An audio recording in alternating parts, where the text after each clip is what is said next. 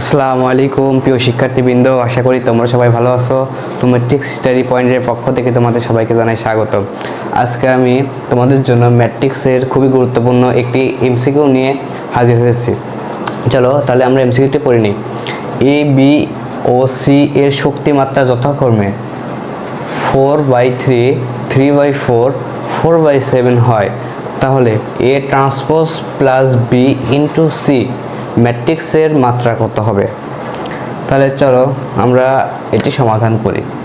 আমাদের মাত্রা বের করতে বলেছে A transpose plus B into C.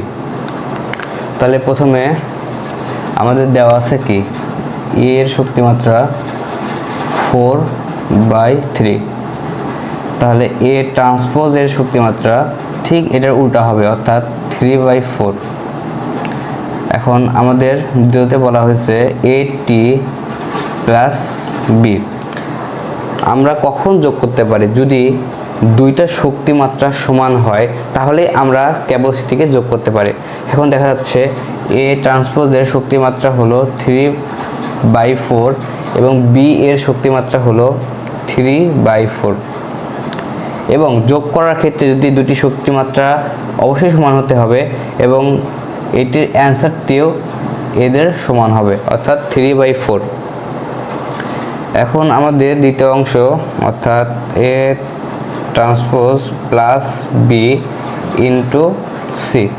এখন এটি শক্তিমাত্রা হলো 3/4 এবং সি এর শক্তিমাত্রা হলো 4/7। আমরা জানি দুটি গুণ করা যায় যদি তাদের শক্তিমাত্রার এই দুটির মান সমান হয়। যেহেতু এটির দুটির মান সমান আছে, তাহলে এটির অ্যান্সারটি হবে 3/7, অর্থাৎ আমাদের অ্যান্সারটি হবে বি নাম্বার। এই ছিল আজকের ভিডিও। ভালো লাগলে লাইক, শেয়ার এবং কমেন্ট করো। সবাইকে জানাই সালাম। আসসালামু আলাইকুম।